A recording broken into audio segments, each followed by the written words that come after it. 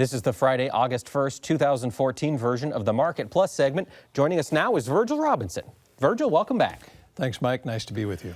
On the show, we did not have a chance to discuss cotton prospects. Cotton's been on a fairly long-term sell-off, month to 6 weeks. We've been dropping cotton price. Is that going to continue? Well, a couple things that I sense that might serve as a catalyst there, Mike, and provide the springboard for some modest recovery. If my calculations and my reading is correct, cotton prices have declined to a point where they're now very competitive with synthetics. Okay, so that clearly is in favor of perhaps some additional cotton demand.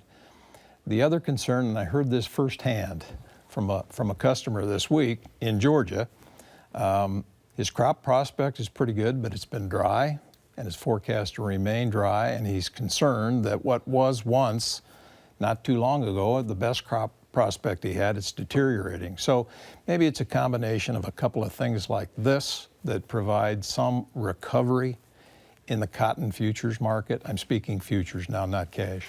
I could argue, I think, under the circumstances described, that October and December futures could recover to the low 70s, at which point, if I were a producer,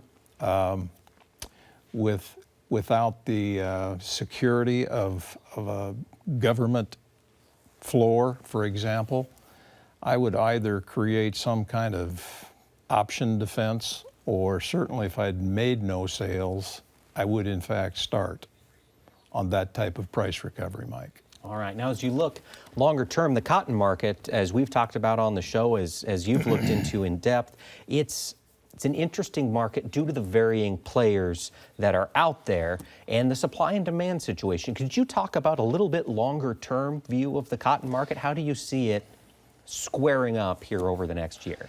I think, Brazil, Australia, and India are major cotton exporters. Now, the economics for cotton versus other commodities in each of those three regions has changed, and changed significantly in the last 6 months. It would suggest to me that there'll be fewer acres of that commodity in those regions. So it is conceivable a decline globally in cotton acres, and perhaps a modest decline of cotton acres here in the U.S.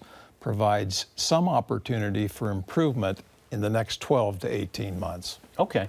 All right. But there is still a lot of cotton around the world. Inventories are ample at this point, Mike, and ample to the extent it should meet and exceed demand by a healthy margin. Okay. All right. To kind of keep a ceiling. Now, as we take a look at our Facebook questions, Martin, who asked the question on the show, had kind of a part two of his question. We've spent a lot of time discussing the U.S. yield potential, potential carryout and everything. You take a global outlook in most of the work you do. He's curious, how big do you anticipate the world supply of corn and soybeans to be this year into next year? As mentioned, a fairly reputable source, the International Grain Council, did make and revise their forecast just this week, and they increased corn production and wheat production versus their previous monthly forecast. Both are yet a bit below last year's record production, but certainly one of the bigger crops in the last several years. So no shortage forecast there.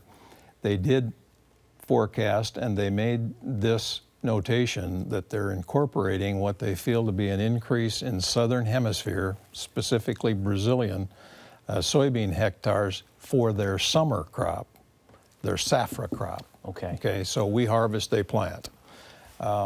Should that come to fruition and yield at something near trend line, then bean supplies will be the largest they've ever been.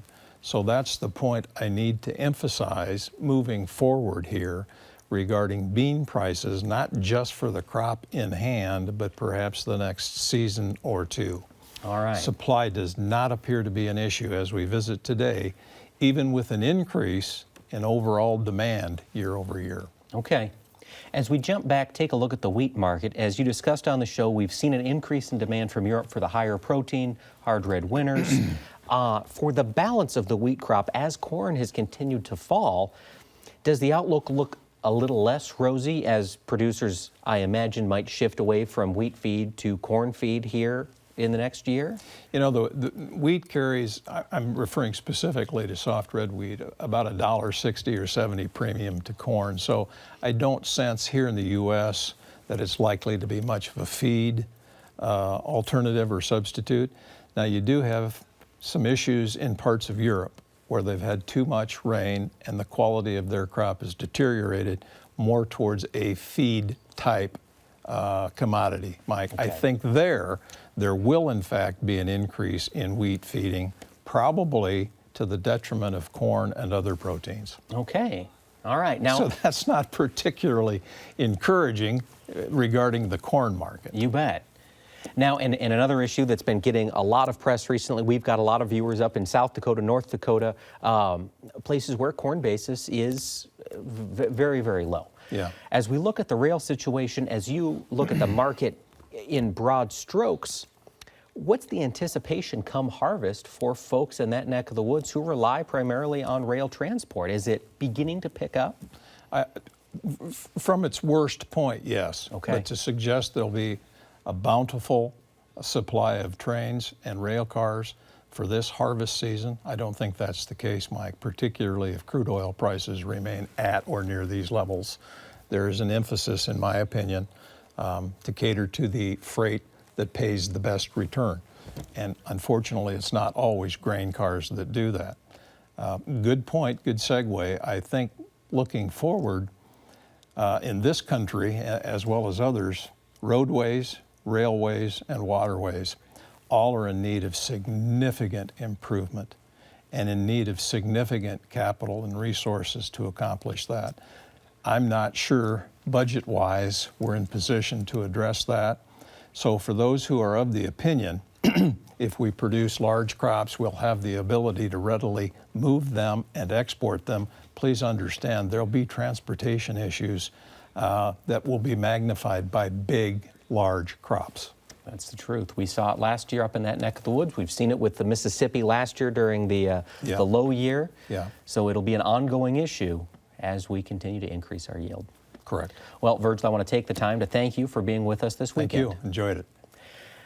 Thank you for sending in your questions via Facebook and Twitter to us. Please continue to do so, and we will continue to get expert analysis right to you. Thanks for watching, and have a great weekend.